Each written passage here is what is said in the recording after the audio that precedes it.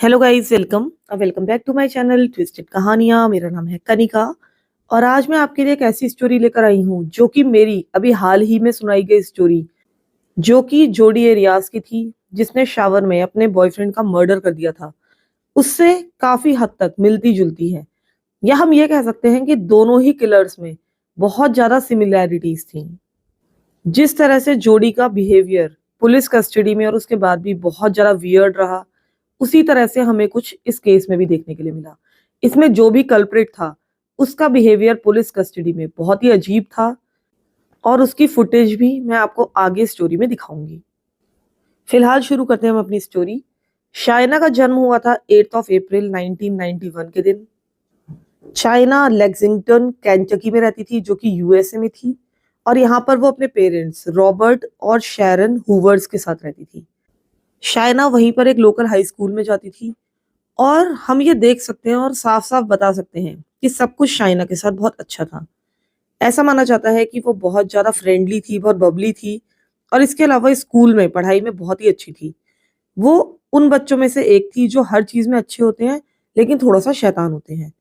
शाइना को एक सब्जेक्ट में बहुत ही ज्यादा इंटरेस्ट था और वो सब्जेक्ट उसने एक्सेल कर लिया था। ये सब्जेक्ट था ड्रामा। वो काफी अच्छी एक्टिंग कर लेती थी और आगे चलकर इस केस में इस बात की रेलेवेंस भी सामने आएगी। शाइना स्कूल में भी कई बार बहुत ज्यादा ड्रामेटिक हो जाती थी। अगर शाइना को स्कूल का कोई लड़का अच्छा लगता था लेकिन वो लड़का उसमें इंटरेस्ट नहीं दिखाता था, तो वो बहुत ज्यादा टेंट्रम्स थ्रो करने लगती थी। वो बहुत ज्यादा ड्रामा करने लगती थी। उसको अच्छा लगता था कि लोग उसके ऊपर अटेंशन दें, और वो उन व्यक्तियों में से एक थी जो हर चीज को बहुत ज्यादा ड्रामेटिक बना देते हैं। अब बाहर से तो शाइना की लाइफ बहुत ही अच्छी दिखती थी, लेकिन हो सकता है कि दरवाजों के पीछे कुछ अलग ही कहानी चल रही हो। जो शाइना थी उसने बाद में अपने पिता पर एलिगेशंस लगाए कि वो सेक्सुअली अब्यूज हो रही थी अपने पिता के हाथों। हालांकि शाइना के पिता ने इन चीजों से हमेशा साफ साफ मना किया और उनके खिलाफ कुछ भी साबित नहीं किया जा सका। शाइना ने बाद में ये बताया कि ये अब्यूज तब शुरू हुआ जबकि वो अपनी प्यूबर्टी एज में थी। अब इन सारी चीजों को हम इस केस में बाद में उठाएंगे। फिलहाल शाइना अपने हाई स्कूल में है। बाद में उसने जब अपना हाई स्कूल पूरा किया तो उसने यूनिवर्सिटी ऑफ केंटकी को अटेंड किया और उसने ली एक डिग्री साइकोलॉजी में, जो कि अपने आप में एक बहुत ही आयरनिक बात है। ऐसा क्यों है ये आपको आगे चलकर पता चलेगा। जब शाइना यूनिवर्सिटी में थी तो भी एकेडमिकली वो बहुत ही अच्छी थी। वो एक गिफ्टेड स्टूडेंट थी और ऐसा लग रहा था कि आगे चलकर वो साइकोलॉजी की फील्ड में एक बहुत अच्छा करियर बनाने वाली है। अब अपने कॉलेज ईयर्स में ही मार्च 2011 में, जबकि शाइना 19 ईयर्स ओल्ड थी, वो एक 29 ईयर्स ओल्ड लड़के से मिली जिसका नाम था रायन पोस्टन। अब हम रायन पोस्टन के बारे में बात कर लेते हैं। इसका जन्म हुआ था 30 दिसंबर 1982 के दिन। रायन के जो पेरेंट्स थे उनका तलाक हो चुका था, जबकि रायन बहुत ही छोटा था, लेकिन फिर भी रायन अपने दोनों ही पेरेंट्स के साथ बहुत ज्यादा क्लोज था। उसकी जो माँ थी उसने दोबारा शादी कर ली थी, लेकिन जो रायन था वो अपने स्टेप डैड से, यानी कि उसके नए सौतेले पिता से भी बहुत ज्यादा क्लोज था, उन्हें बहुत प्यार करता था। इसके अलावा रायन के 3 छोटे भाई बहन थे और हम कह सकते हैं कि जो फैमिली थी बहुत ज्यादा क्लोज निटेड थी। सब में ही आपस में बहुत ज्यादा लगाव था। इधर जो रायन के बायोलॉजिकल फादर थे, भले ही वो अलग हो चुके थे लेकिन फिर भी वो फैमिली से बहुत ज्यादा इन्वॉल्व रहते थे, हमेशा इन्हें विजिट करते थे और इन सबके ही संबंध आपस में काफी अच्छे थे। रायन पढ़ाई में भी बहुत ही अच्छा था। उसने कॉलेज से ग्रेजुएशन किया ट्रिपल मेजर के साथ, यानी कि 3 सब्जेक्ट में उसने डिग्रीज ली। अब ये 3 सब्जेक्ट थे हिस्ट्री, ज्योग्राफी और पॉलिटिकल साइंस। 3 डिग्रीज लेना या ट्रिपल मेजर करना अपने आप में बहुत ही ज्यादा टफ है। इसके लिए बहुत ही ज्यादा पढ़ाई करनी पड़ती है, लेकिन फिर भी रायन ने इसको पूरा किया। इसके बाद कॉलेज पूरा करने के बाद उसने लॉ की भी पढ़ाई की। इसके लिए वो लॉ स्कूल गया, जो कि अपने आप में फिर से आसान नहीं था। लेकिन 2011 में जबकि वो अब शाइना से मिला, वो अब अपनी पढ़ाई पूरी करके एक बहुत ही सक्सेसफुल अटॉर्नी बन चुका था, यानी कि वकील बन चुका था। जब रायन शुरू में शाइना से मिला तो वो एक बहुत ही कैजुअल रिलेशनशिप चाहता था। वो अभी अभी अपनी पिछली गर्लफ्रेंड से ब्रेकअप करके आया था, जिसके साथ वो बहुत ज्यादा सीरियस था। अब वो किसी भी सीरियस रिलेशनशिप को नहीं ढूंढ रहा था। लेकिन इधर जो शाइना थी वो बहुत ज्यादा शुरू में ही ऑब्सेस्ड हो गई रायन से। वो चाहती थी कि इनके बीच का जो रिलेशनशिप है वो बहुत ज़्यादा सीरियस हो जाए। वो बहुत ज़्यादा इसके साथ ही रहना चाहती थी और इनके 18 महीने के रिलेशनशिप में इनके बीच में 50,000 मैसेजेस का आदान-प्रदान हुआ। अब आप सोच रहे होंगे कि दोनों ने ही किए होंगे एक-दूसरे को मैसेजेस, लेकिन ये बात पूरी तरह से सच नहीं है। एक मैसेज अगर रायन शाइना को भेजता था, तो उसके बदले वो 50 के एवरेज से उसको टेक्स्ट मैसेजेस भेजती थी। यानी कि इनके मैसेजेस 1:50 के रेशियो में थे। अपने रिलेशनशिप की शुरुआत में ही शाइना ने अपने दोस्तों को बताना शुरू कर दिया था कि रायन ही वो लड़का है जिसके साथ वो शादी करना चाहती है। लेकिन ऑब्वियसली जो रायन था वो सेम पेज पर नहीं था, वो ऐसा नहीं चाहता था।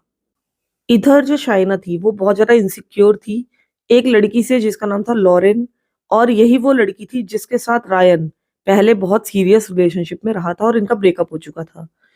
अब इधर शाइना और रायन जब भी कहीं बाहर जाते थे, किसी बार वगैरह में जाते थे, तो शाइना की आदत थी कि वो उठकर रैंडम लोगों के पास चली जाती थी। उनसे पूछने लगती थी कि देखो वो जो लड़की बैठी है वो ज़्यादा प्रिटी है या मैं ज़्यादा प्रिटी हूँ, कौन ज़्यादा सुंदर है? वो लोगों को बहुत ज़्यादा अनकंफर्टेबल कर देती थी और पता नहीं क्यों वो खुद अनकंफर्टेबल कभी भी नहीं होती थी, उसे ये सारी चीज़ें ठीक लगती थी। इसके अलावा इन दोनों के बीच में यानी कि शाइना और रायन के बीच में बहुत ज़्यादा आर्ग्यूमेंट्स भी होते थे। इनके बीच का लड़ाई-झगड़ा कभी-कभी इतना ज़्यादा बढ़ जाता था कि ये लोग ब्रेकअप कर लेते थे। वो इस तरह के कपल्स में से एक थे जो कि लड़ाई तो करते थे लेकिन फिर तुरंत ही कुछ दिनों के बाद ही एक हो जाते थे। आप भी किसी न किसी ऐसे कपल को ज़रूर जानते होंगे जिनके बीच में बहुत लड़ाई-झगड़ा हो जाता है। लोग उन्हें कई बार समझाते भी हैं कि तुम अलग हो जाओ, लेकिन कुछ दिनों बाद ही वो लोग साथ हो जाते हैं और जो लोग सलाह देते हैं वही लोग बुरे बन जाते हैं। ये ब्रेकअप और उसके बाद पैचअप, ब्रेकअप और उसके बाद पैचअप, ये इनके रिलेशनशिप का एक कांस्टेंट साइकिल बन चुका था। इनकी 18 महीने की रिलेशनशिप में पता नहीं कितनी बार इनके बीच में ब्रेकअप और पैचअप हुआ। अब जब भी इनके बीच में ब्रेकअप होता था, तो इन ब्रेक्स में जो रायन था वो कई बार दूसरी लड़कियों को डेट करने लगता था। क्योंकि जैसा कि मैंने आपको बताया कि वो शाइना को उस तरह से नहीं देखता था, जिस तरह से शाइना उसको देखती थी। वो इस रिलेशनशिप के प्रति बिल्कुल भी सीरियस नहीं था। इधर जब शाइना को पता चलता था कि रायन दूसरी लड़कियों से मिल रहा है, तो वो लगातार रायन को मैसेजेस करने लगती थी। वो लगातार इन ब्रेक्स पर भी मैसेजिंग जारी रखती थी और ये जो उसकी मैसेजिंग थी, ये एक लेवल ऊपर चली जाती थी, बहुत ज़्यादा मैसेजेस करती थी। रायन ज़्यादातर इन मैसेजेस का कोई भी रिप्लाई नहीं करता था और अगर करता भी था तो वो लिखता था कि शाइना प्लीज़ स्टॉप कर दो, मुझे इतने मैसेजेस मत करो, मेरे अंदर इतना पेशेंस नहीं है कि मैं तुम्हारे साथ डील कर सकूँ। लेकिन शाइना के दिमाग में पता नहीं क्या खराबी थी कि उसको समझ में ही नहीं आता था कि रायन उसके साथ रहना नहीं चाहता है और उसको ब्रेकअप कर लेना चाहिए। उसको लगता था कि वो तो एक परफेक्ट वुमन है, उसके अंदर तो कोई कमी ही नहीं है, तो मेरे साथ कोई क्यों नहीं रहना चाहेगा। यानी वो अपने प्रति भी कुछ ज़्यादा ही ऑब्सेस्ड थी या हम कह सकते हैं कि नार्सिसिस्ट थी। वो कई बार लोगों से भी कहती थी कि पता नहीं रायन मेरी इतनी कद्र क्यों नहीं करता, मेरे साथ रहना क्यों नहीं चाहता, मैं तो उसके लिए सब कुछ करती हूँ, उसकी लॉन्ड्री करती हूँ, उसके कुत्तों को घुमाती हूँ, उसके लिए खाना बनाती हूँ, शॉपिंग करती हूँ, मैं उसके लिए परफेक्ट हूँ। यानी कि वो सब कुछ रायन के लिए कर रही थी एक बहुत ही क्रीपी तरीके से। वो बहुत ज़्यादा कंट्रोलिंग थी, वो चाहती थी कि रायन उसके ऊपर डिपेंड हो जाए। इसके अलावा वो रायन के बारे में सब कुछ जानना चाहती थी, उसके सारे सीक्रेट्स जानना चाहती थी।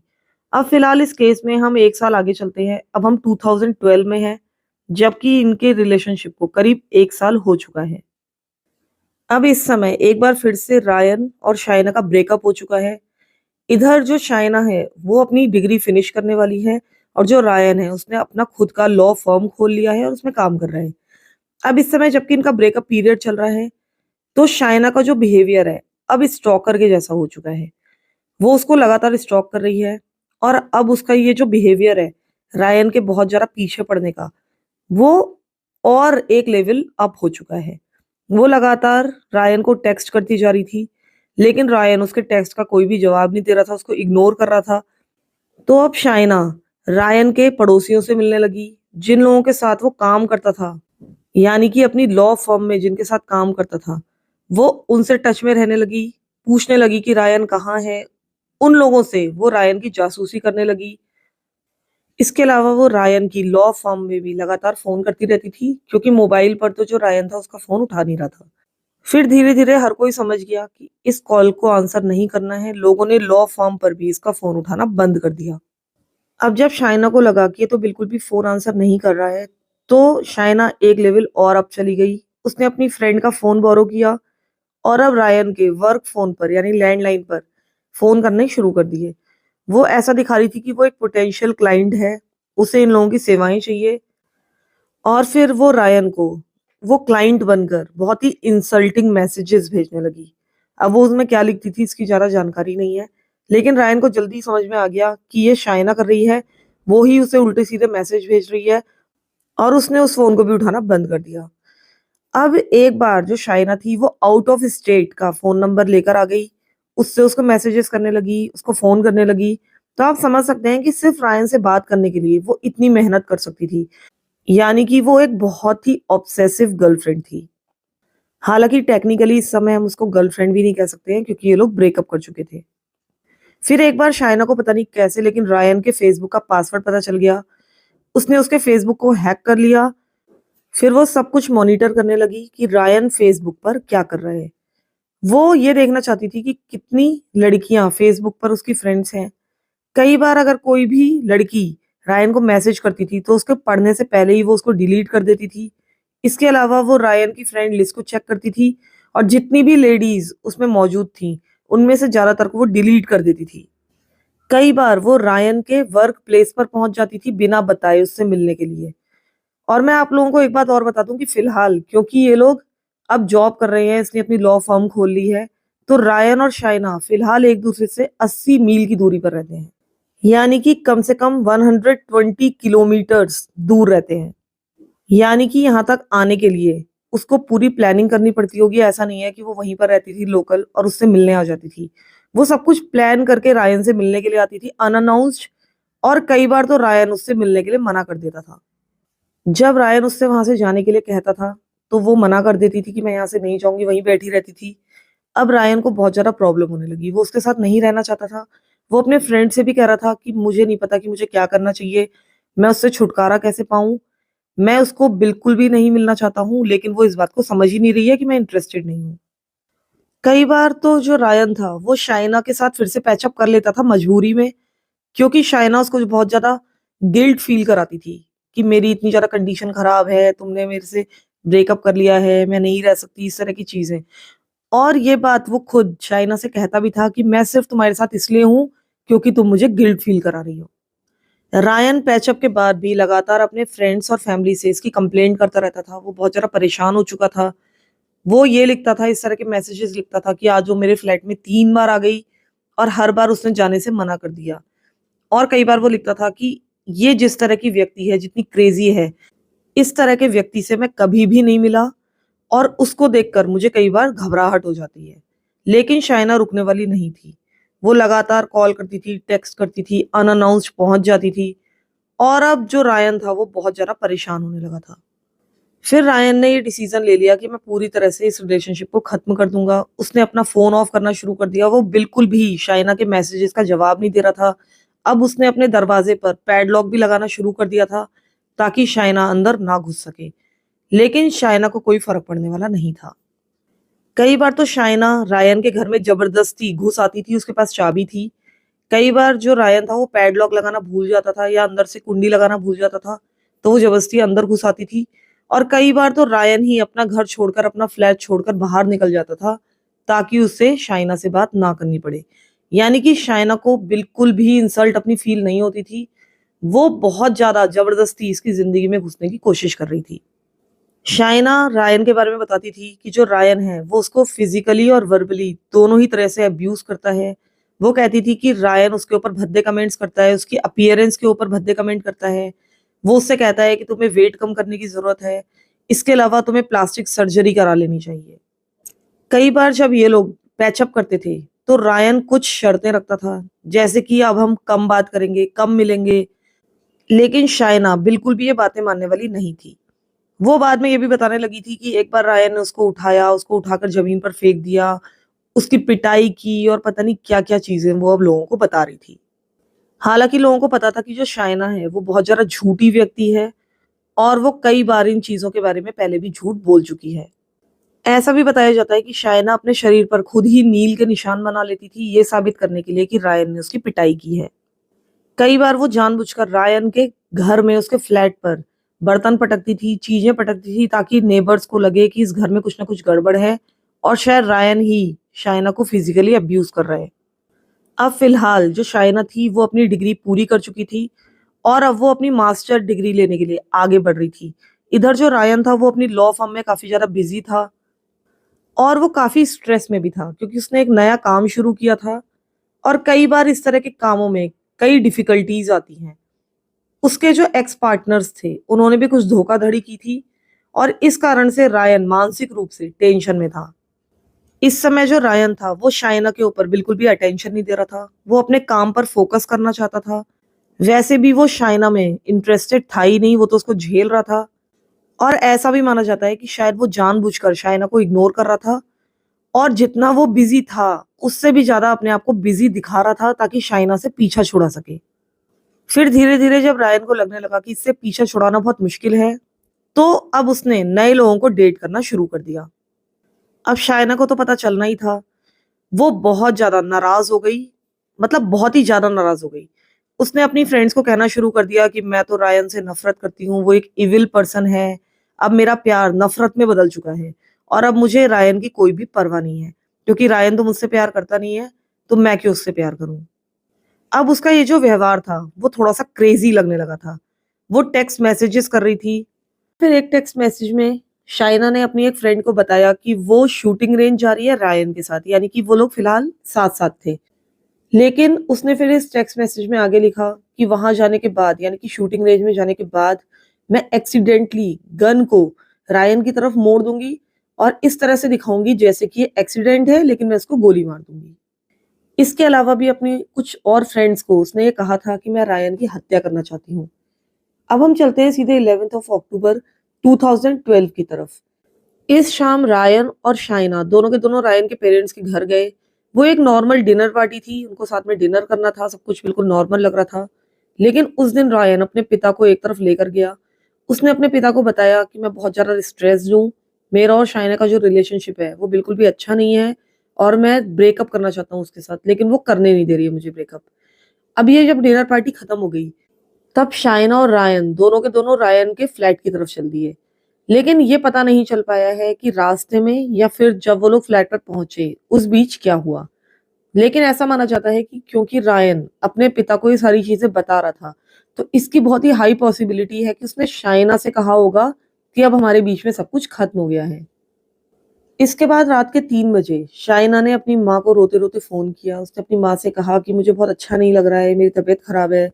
उसने अपनी माँ से कहा कि तुम यहाँ पर आ जाओ। अब आप लोग ये ध्यान रखिए कि ये लोग एक दूसरे से 80 मील की दूरी पर थे, लेकिन शाइना की माँ वहां पर पहुंच गई उसकी मदद करने के लिए। इसके बाद रायन जब अगले दिन उठा तो जैसे ही वो अपने लिविंग रूम में आया तो उसने देखा कि शाइना की मदर वहां पर बैठी हुई है। उसने पूछा कि क्या चल रहा है, तब रायन को बताया गया कि जो शाइना है उसको चेस्ट पेन्स हो रहे हैं, वो ठीक फील नहीं कर रही है, इसलिए उसकी माँ उसको लेकर हॉस्पिटल जा रही है कुछ चेकअप कराने के लिए। अब शाइना और उसकी माँ रायन के फ्लैट से निकल गए। वो लोग हॉस्पिटल की तरफ चले गए, लेकिन रास्ते में जो शाइना थी वो लगातार रायन को मैसेजेस करती जा रही थी, अपनी कंडीशन के ऊपर उसको अपडेट देती जा रही थी। उसको बता रही थी कि वो कौन से टेस्ट कराने वाली है, उसने कौन से टेस्ट करा लिए हैं, डॉक्टर क्या कह रहे हैं, उन्होंने उसको कौन सा मेडिकेशन दिया है। एक्चुअली वो बहुत ज्यादा मैनिपुलेटिव हो रही थी क्योंकि पिछली रात ही रायन ने उससे कहा था कि उनके बीच में सब कुछ खत्म हो गया है। तो अब उसको सिर्फ रायन की सिंपैथी चाहिए थी। वो उसको गिल्ट में डालना चाहती थी कि अगर ऐसे में रायन उससे ब्रेकअप कर लेता तो फिर रायन ही अपनी नजरों में गिर जाता कि वो इतनी ज्यादा बीमार थी फिर भी मैंने उसके साथ ब्रेकअप कर लिया। हालांकि सच तो ये था कि जो शाइना और उसकी माँ थी वो तो हॉस्पिटल गई ही नहीं थी, वो तो शॉपिंग कर रही थी। पूरे टाइम वो अपनी माँ के साथ शॉपिंग कर रही थी। उसने अपनी माँ से जो भी कहा होगा उसकी जानकारी नहीं है, लेकिन वो लगातार ये भी गूगल कर रही थी कि हार्ट कंडीशंस क्या होती हैं, हार्ट डिजीज क्या होती है, हाई ब्लड प्रेशर के क्या सिम्टम्स होते हैं, और फिर इसी तरीके के सिम्टम्स वो रायन को बता रही थी कि मेरे साथ भी ऐसा ही हो रहा है। इधर मैंने आपको बताया था कि जो रायन था वो बहुत ज्यादा सीरियस नहीं था, वो तो दूसरी लड़कियों के साथ भी डेट कर रहा था, उनसे बातचीत कर रहा था, क्योंकि अपनी तरफ से वो फिलहाल शाइना के साथ नहीं था, वो ब्रेकअप कर चुका था। उस दिन भी जो रायन था उस शाम उसकी एक डेट थी एक दूसरी महिला के साथ और इसका नाम था ऑड्री बोल्ट। ये लड़की उस साल की मिस ओहायो थी और जो रायन था वो इससे फेसबुक के द्वारा बातचीत कर रहा था काफी लंबे समय से। अब इन लोगों ने प्लान किया था कि वो एक डेट पर चलेंगे, लेकिन रायन ने इस सब के बारे में शाइना को नहीं बताया था क्योंकि उसको पता था कि वो बहुत ही ज्यादा ओवर रिएक्ट करेगी ये सारी चीज सुनकर, क्योंकि वो एक्सेप्ट नहीं कर पा रही थी कि उनका ब्रेकअप हो चुका है, वो सिर्फ फ्रेंड्स हैं। अब जो रायन था उसके मन में शाइना का थोड़ा सा डर भी था क्योंकि उसको पता था कि वो बहुत ही ज्यादा अजीब व्यवहार कर रही है। लेकिन इधर मैंने आपको बताया कि जो शाइना थी वो रायन के फेसबुक को हैक कर चुकी थी। वो सब कुछ देख रही थी कि ये इस लड़की से बात कर रहा है और उसको पहले से ही सब कुछ पता था। यहाँ तक कि जो शाइना थी उसने 2 दिन पहले ऑड्री को फेसबुक पर फ्रेंड रिक्वेस्ट भी भेज दी थी, जो कि उसने एक्सेप्ट भी कर ली थी। और अब वो लगातार इस लड़की को और रायन को स्टॉक करती जा रही थी। अब उस दिन रायन अपने फ्लैट को छोड़कर अपनी डेट के लिए निकल ही रहा था कि तभी वहां पर शाइना आ गई। इधर जो रायन था वो अभी अभी ऑफिस से भी लौटा था थोड़ी देर पहले, और उसने अपनी गन डाइनिंग रूम टेबल पर रख दी थी। अभी तक मैंने आपको ये बात बताई नहीं क्योंकि बहुत ज्यादा रेलिवेंट नहीं थी, लेकिन जो रायन था वो बहुत बड़ा गन एंथुसियास्ट था, यानी कि उसको गन्स का बहुत ज्यादा शौक था। उसके पास डिफरेंट गन्स थी और उसके पास लाइसेंस भी था ऑब्वियसली इन गन्स को रखने का। लेकिन लाइसेंस के साथ साथ उसके पास इस बात की भी परमिशन थी कि वो उस वेपन को, किसी भी गन को कंसील करके यानी कि छुपाकर अपने साथ कैरी कर सकता था, उस पर कोई भी पाबंदी नहीं थी।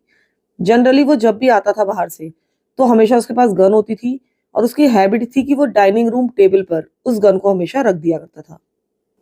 अब जो शाइना थी वो अचानक ही इसके फ्लैट में घुस गई थी क्योंकि जैसा कि मैंने आपको बताया कि उसके पास इसके फ्लैट की चाबी भी थी और पता नहीं क्यों रायन ने वो चाबी इससे ली नहीं थी या अपना लॉक नहीं बदलवाया था।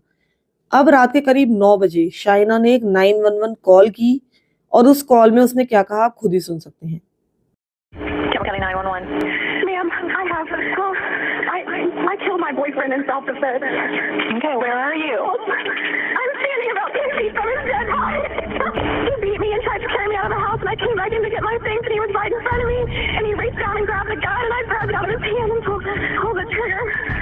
And how long ago did you shoot him? I don't know, 10 or 15 minutes, not even that long. 10 or 15 minutes ago? जैसा कि आपने सुना होगा कि इसने इस कॉल में बताया कि मैंने अपने बॉयफ्रेंड को शूट कर दिया है 10-15 मिनट पहले। ट्रेजिकली जब शाइना उस फ्लैट में एंटर हुई थी जबकि रायन बाहर निकलने वाला था, तब उन दोनों के बीच में एक बहुत ही बड़ा आर्ग्यूमेंट हो गया, झगड़ा हो गया।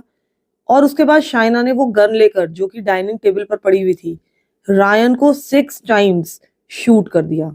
अब पुलिस तुरंत ही रायन के फ्लैट पर पहुंची, लेकिन बहुत देर हो चुकी थी। अब रायन की सिर्फ लाश ही वहां पर पड़ी हुई थी। पुलिस ने तुरंत ही शाइना को अरेस्ट कर लिया। पुलिस वाले उसे क्वेश्चनिंग के लिए ले गए। यहाँ पर उसका जो बिहेवियर था वो बहुत ज्यादा बिजार था। इस बारे में बाद में बहुत ज्यादा चर्चा हुई और इसी कारण ये केस, जैसा कि मैंने पहले भी बताया, कि बहुत ज्यादा फेमस हुआ। पुलिस कस्टडी में आते ही सबसे पहले शाइना ने अपने अटॉर्नी की मांग की, यानी कि वो कुछ भी बताने वाली नहीं थी जब तक उसका वकील वहां पर ना होता। एक बात और भी बहुत ज्यादा अजीब थी कि शाइना से अभी तक पुलिस ने कुछ भी खास पूछा नहीं था। वो खुद ही पता नहीं कितना ज्यादा बोलती चली जा रही थी। वो चुप होने का नाम नहीं ले रही थी, पता नहीं क्या क्या बोल रही थी और अपने आप को बचाने की कोशिश कर रही थी, जैसा कि आप इस क्लिप में देख सकते हैं। So out of it, I was like, "It's in self-defense, but I killed him, and can you come to the scene?" I was raised really Christian, and murder is a sin. अगले 3 घंटों तक वो लगातार बोलती चली गई और अभी तक पुलिस ने उससे एक भी क्वेश्चन पूछा ही नहीं था। I was hillbilly that he and I just picked up the gun, and in the middle of him doing something with his arm or saying something crazy, shot him. अब police officers अपनी shift लगाने लगे उस कमरे में रहने के लिए, क्योंकि ये सारी चीजें बहुत ज्यादा इंटेंस होती जा रही थी। शाइना कुछ बहुत ही अजीबोगरीब बातें भी कर रही थी पुलिस वालों के साथ। इसने एक ऑफिसर से कहा कि तुम्हारे जो टीथ हैं वो बहुत ज्यादा प्रिटी हैं, और इस तरह की और बातें भी वो डिफरेंट पुलिस ऑफिसर से कर रही थी। I don't know. They just told me to come here and sit with you. Did you have orthodontia? इसके अलावा वो पुलिस वालों से पूछ रही थी कि अगर मैं जेल चली गई तो क्या मुझे मेरा फोन मिलेगा, क्या मैं शावर कर पाऊंगी, या फिर मेरे अंदर से बदबू आने लगेगी बिना शावर किए। इस तरीके की बातें वो करती जा रही थी। You don't have to keep your phone. If I had to go to jail, can you shower there? Or do you just get really dirty? हालांकि इसको डेफिनेटली पता था कि किसी को भी फोन नहीं मिलता है जेल के अंदर, और हर कोई जो कैदी है वो नहाते हैं। ये बहुत ही कॉमन सी बात थी। शायद वो सिर्फ अटेंशन पाने के लिए सब बातें कर रही थी या ये दिखाने के लिए कि वो कितनी मासूम है। एक बार तो वो बहुत ज्यादा रोने लगी, फूट फूट कर रोने लगी, लेकिन जैसे ही वो पुलिस ऑफिसर बाहर गया तुरंत ही वो चुप हो गई। इसका मतलब साफ था कि वो सिर्फ दिखावा कर रही थी, उसको कोई रोना नहीं आ रहा था। वो बस ये दिखा रही थी कि वो कितनी ज्यादा दुखी है, उससे गलती हो गई है। शाइना को पता था कि उस रूम में कैमरा लगा हुआ है, सब कुछ रिकॉर्ड हो रहा है, क्योंकि कई बार उसने इस कैमरे की तरफ डायरेक्टली देखा। बाद में शाइना ने यह भी दावा किया कि मैंने उसको सेल्फ डिफेंस में मारा, सिर्फ अपने आप को बचाने के लिए, जो कि आप इस फुटेज में देख सकते हैं। Because he's done stuff before where I've hit my head on a headboard Okay. and could have died of the gun. And in the middle of him doing something with his arm or saying something crazy, shot him. उसकी ये story थी कि शाइना और Ryan उस दिन Ryan के condor में गए, यानी कि फ्लैट में गए। जैसे ये लोग वहां पर पहुंचे तभी रायन ने तुरंत ही उसको मारना पीटना शुरू कर दिया। वो फिजिकली बहुत ज्यादा वायलेंट हो गया और इसके रिस्पॉन्स में ही जब शाइना को वो गन दिखी और उसको अपनी जान का खतरा लगा तो उसने तुरंत ही इस गन को उठा लिया। लेकिन शाइना की इस स्टोरी में ये प्रॉब्लम थी कि वो अपनी स्टोरी को हर 10 मिनट में चेंज कर रही थी। उसने अपनी पहली 911 कॉल में ये बताया था कि उसने वो गन रायन के हाथों से छीनी थी, वो उस गन से उसको मारने आ रहा था। लेकिन बाद में पुलिस इंटरव्यू में बता रही थी कि उसी ने वो गन उस टेबल से उठाई थी अपने आप को बचाने के लिए। इसके अलावा शाइना ने यह भी कहा था कि जो रायन था उसने मुझे उठाकर डाइनिंग रूम टेबल पर पटक दिया था, लेकिन जब पुलिस उस फ्लैट में पहुंची तो कोई भी एविडेंस नहीं था कि किसी को भी उस डाइनिंग टेबल पर पटका गया होगा, क्योंकि वो जो डाइनिंग टेबल थी उस पर बहुत सारा सामान था और उसमें से कोई भी सामान ना तो गिरा था ना ही अपनी जगह से मूव हुआ था। ना तो शाइना के शरीर पर कोई चोट के निशान थे, ना उसके कपड़े फटे हुए थे, तो ऐसा बिल्कुल भी नहीं लग रहा था कि शाइना को वो फिजिकली अब्यूज कर रहा था। इसके आगे शाइना ने अपनी स्टोरी में जो बताया वो बहुत ज्यादा डिस्टर्बिंग था। इसने बताया कि जो रायन था, जब मैंने उसको गोली मार दी तो उसकी मौत बहुत ही धीरे धीरे हुई। वो टेबल पर फेस रख के नीचे लेटा हुआ था और मुझे पता था, यानी कि शाइना को पता था कि वो मरने वाला है और उसकी मौत बहुत ही पेनफुल होने वाली है।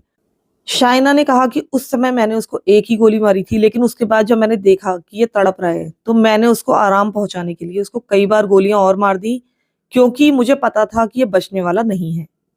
He was laying with his face on the table, like twitching. And so I knew he was going to die a very slow and painful death. I knew he was already dead. And so I shot him enough times to kill him so that he wouldn't suffer at that point, which was a few more times. Thought he was completely dead and he was laying there still, twitching and making noises. And I shot him in the head. I probably should have left it there, but I knew he was going to die. Or have a very deformed face. But I just walked around the table and shot him where I knew he would die immediately. And fast. I shot him probably 6 times. Shot him in the head. He fell onto the ground. He was like laying like this. His glasses were still on. He was twitching some more. I shot him a couple more times just to make sure he was dead. Because I didn't want to watch him die. साफ पता चल रहा था कि शाइना ने बहुत ही cold और calculated तरीके से यह हत्या की है। जब रायन नीचे गिर चुका था और उसको फिजिकली अब्यूज नहीं कर रहा था एक ही गोली के बाद, तो कोई जरूरत नहीं थी कि वो उसको और गोलियां मारती। इसका मतलब है कि शाइना चाहती थी कि रायन मारा जाए। वो जितने आराम से, जितने कोल्ड तरीके से इस मर्डर के बारे में बात कर रही थी, उससे साफ था कि उसने ये हत्या सेल्फ डिफेंस में बिल्कुल नहीं की है। और उसके आगे उसने जो कहा उसको सुनकर मेरे को अपने कानों पर विश्वास नहीं हुआ। उसने कहा कि रायन हमेशा से अपनी नाक की सर्जरी कराना चाहता था, उसे थोड़ा सा ठीक कराना चाहता था, इस कारण मैंने उसके फेस पर भी एक गोली मारी। मैं उसका वो सपना पूरा करना चाहती थी कि उसको अपनी नाक ठीक करानी है। तो ये कितनी अजीब, कितनी वियर्ड बात है, कितनी बेवकूफी वाली बात है, आप खुद समझ सकते हैं।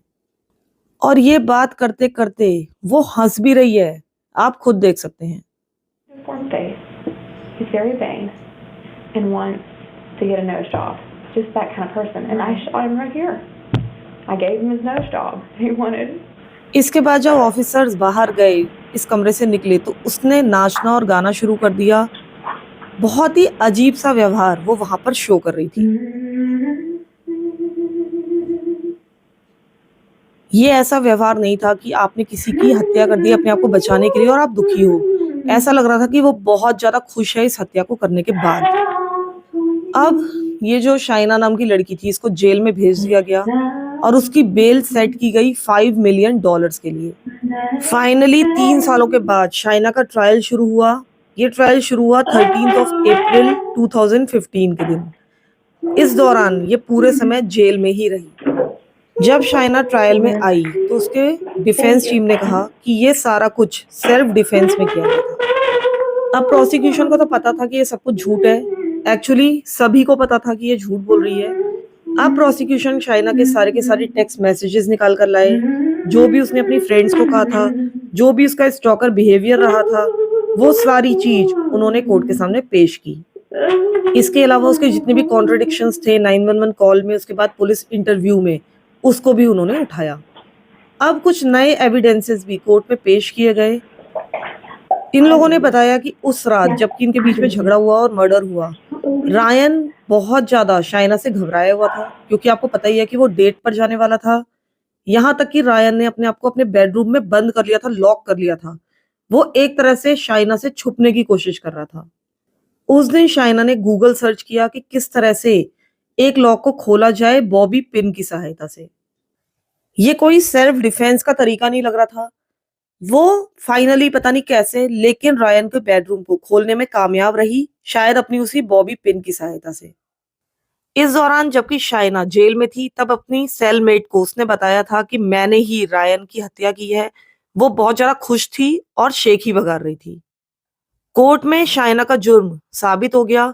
ज्यूरी ने उसकी सारी कहानी सुनी, लेकिन सारे सबूत देखने के बाद उन्होंने ये पाया कि जो शाइना है वो गिल्टी ऑफ मर्डर है और उसको 40 साल की सजा सुनाई गई। लेकिन ये कहानी यहीं पर खत्म नहीं होती है। सजा सुनाने के 1 साल के बाद शाइना के कन्विक्शन को ओवरटर्न कर दिया गया, यानी कि उसको कैंसिल कर दिया गया। ये डिस्कवर किया गया कि जितने भी ज्यूरर्स थे, यानी कि ज्यूरी मेंबर्स थे, उनमें से एक मेंबर कन्विक्टेड फैलन था, यानी कि बाद में ये पाया गया कि उसने एक क्राइम किया था। इसलिए उसने बाकी ज्यूरी मेंबर्स के साथ मिलकर जो फैसला सुनाया था उसको कैंसिल कर दिया गया। इस कारण से शाइना का पूरा ट्रायल इनवैलिड घोषित कर दिया गया। ये अपने आप में एक बहुत ही फ्रस्ट्रेटिंग बात थी, क्योंकि जो रायन के फ्रेंड्स थे, फैमिली मेंबर्स थे, अब उन्हें एक बार फिर से दूसरे ट्रायल से गुजरना था। उनको एक बार फिर से आना था और अपनी सारी गवाहियां फिर से देनी थी। शाइना के दूसरे ट्रायल को शुरू होने में भी 3 साल लग गए। फाइनली ये शुरू हुआ 14 अगस्त 2018 के दिन। इस दौरान जो शाइना की डिफेंस टीम थी, यानी कि उसके वकील थे, उन्होंने ये डिसाइड किया कि वो अब इस केस को एक डिफरेंट तरीके से पेश करेंगे। इन्होंने शाइना से कहा कि तुम्हें अपने डिफेंस में खुद खड़ा होना है, खुद स्टैंड में खड़ा होना है और अपनी बातें बतानी है। अब शाइना ने खुलकर रायन को कोर्ट में बदनाम करना शुरू कर दिया। उसने कहा कि रायन बहुत ज्यादा अब्यूजिव था, फिजिकली वायलेंट था, वर्बली वायलेंट था और मैं उसके साथ बहुत ज्यादा परेशान थी। वो मुझे जबरदस्ती पता नहीं कौन कौन से काम करने के लिए कहता था जो मैं बिल्कुल नहीं करना चाहती थी। Ryan did something I didn't want him to do. How did that experience make you feel? It felt degrading. और यही वो सेकंड ट्रायल था जिसमें शाइना ने अपने पिता पर भी इल्जाम लगाया कि वो सेक्सुअली एब्यूजिव रहे थे जबकि वो छोटी थी। यहाँ तक कि शाइना ने एक साइकोलॉजिस्ट को बताया कि जिस रात उसने रायन को मारा, उसकी हत्या की, वो उस बात की एनिवर्सरी थी जबकि उसके पिता उसको सेक्सुअली अब्यूज करते थे। पता नहीं कैसे, वो तो कहती थी कि लगातार ही अब्यूज करते थे, फिर एनिवर्सरी कैसे हो सकती है ये तो मुझे पता नहीं, लेकिन उसने कहा कि उसके पिता ने उसको जो अब्यूज किया था उसकी एनिवर्सरी थी उस दिन जबकि उसने रायन को मारा। उसके पिता के खिलाफ की हुई उसकी सारी की सारी बातें सिर्फ बातें ही थी, उनको कभी भी साबित नहीं किया जा सका। उसके पिता ने हमेशा ही डिनाई किया इन सारे एलिगेशन से।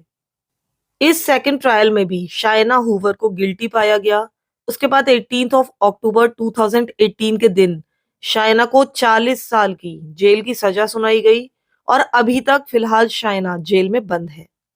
लेकिन शाइना लगातार मीडिया को इंटरव्यू देती रहती है, यहाँ तक कि उसने जेल में शादी कर ली और शादी करने के कुछ समय बाद उसने जेल से ही डिवोर्स भी ले लिया।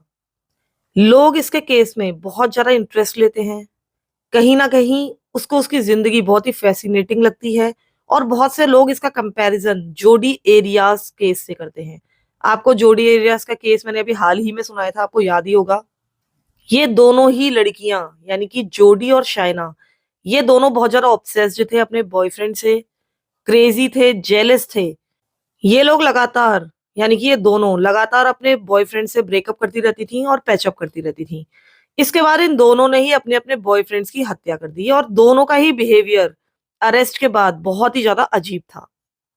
अगर आप लोग जोडी का केस भी देखना चाहते हैं तो या तो आप क्राइम स्टोरीज के प्लेलिस्ट में चले जाइए, वरना मैं कोशिश करूंगी कि इसका लिंक मैं आपको डिस्क्रिप्शन में दे दूं या पिन कमेंट में दे दूं। तो फिलहाल के लिए इस स्टोरी में इतना ही। आप लोग मुझे बताइएगा कि ये स्टोरी आपको कैसी लगी। स्टोरी को लाइक करना बिल्कुल मत भूलिएगा और हो सके तो एक कमेंट भी प्लीज जरूर कर दीजिएगा। Thank you so much for listening to my stories. Thank you so much.